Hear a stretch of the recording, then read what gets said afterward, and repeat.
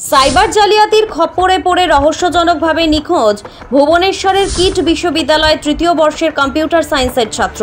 লিখে রেখে গেছেন একটা নোট। উদ্বিগ্ন পরিবার প্রতিবেশীরা। পুরুলিয়ার দুলমি কোটলয় রোডে নজরুল বালিকা বিদ্যালয়ের কাছে থাকতেন বছর 22-এর সৌভিক। কিন্তু গত শনিবার 17ই মে দুপুরে সৌভিক হঠাৎই বাড়ি থেকে বেরিয়ে যান। এরপর বিকেল গড়িয়ে রাত নামলেও সৌভিক আর ফিরে আসেননি। অনেক খোঁজাখুঁজির পর ছেলেকে খুঁজে না পেয়ে দুশ্চিন্তায় পড়ে যায় পরিবারের লোকজন। সৌভিকের বাবা দমন মিশ্র পুরুলিয়া দুর্গ অরবিন্দ বিদ্যাপীঠের শিক্ষক, মা দীপ্তি মিশ্র রানশি প্রাথমিক বিদ্যালয়ের শিক্ষিকা। রহস্য দানা বেঁধেছে যে বিষয়টা ঘিরে, সেটা হলো নিখোঁজ হয়ে যাওয়ার আগে একটা চিরকুটে নোট লিখে রেখে গেছেন সৌভিক তার বাবা মায়ের উদ্দেশ্যে। ওই নোটে লেখা, সরি বাবা মা। নোটে বলেছিল যে বাবা মা আমাকে ক্ষমা করে দিও, আমি একটা ফ্রডে পড়ে গেছি, কিন্তু আমাদের একবারও ফ্রডের কথাটা বলেনি। আর লিখেছিল যে ও বাড়ি ছেড়ে চলে যাচ্ছে। কোনো ঘটনা বুঝতে পারিনি। ছেলে যেমন অন্য দিনের মতো স্বাভাবিক থাকে সেভাবেই স্বাভাবিক ছিল। আমাকে বললো, মা তোমার কত সময় লাগে ভাত বাড়তে? বলে 4-5 মিনিট।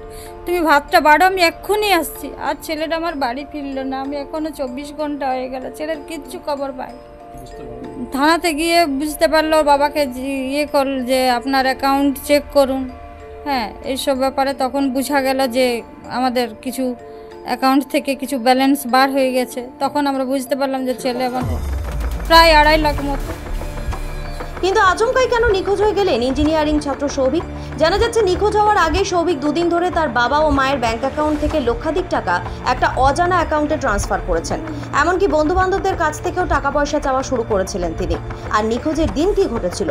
সৌভিকের মা দীপ্তি দেবী জানিয়েছেন, দুপুরবেলা ছেলেকে খাবারের জন্য ডাকতেই সে বলে, মা আমি আসছি।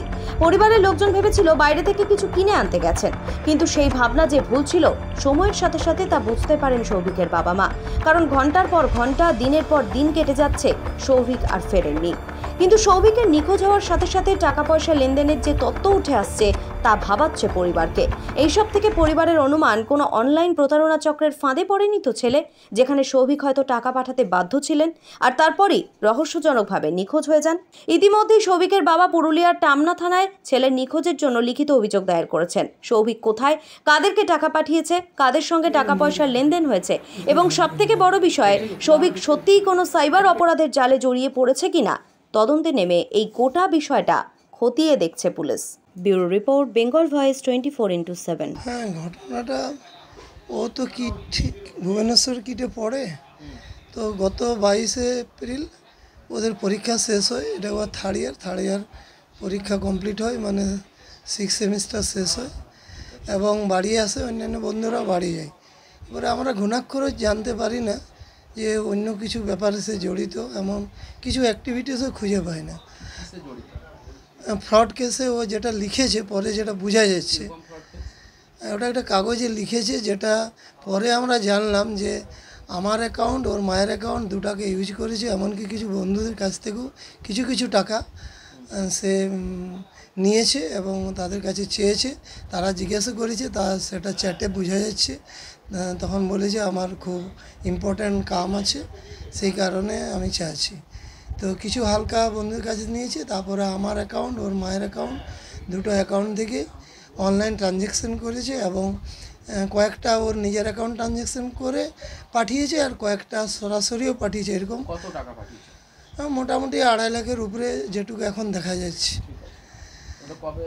এটা 16 আর 17 তারিখে ঘটনাটা ঘটেছে। আর গত 17 তারিখে দুপুরবেলায় যখন ওকে খেতে ডাকা হয়, দোতলায় ছিল, তখন ওর মাকে বললো একটু আসছি বলে বেরিয়ে যায়। তারপরে আমরা দেখলাম যে 15-20 মিনিট দেখলাম না, আসছে না। তখন আমি নিজে গোটাই খোঁজ নিই, আবারও সকলকে ফোন করি, আমাদের স্কুলের সব মাস্টারমশাই থেকে পাড়া পড়েছে সবাইকে।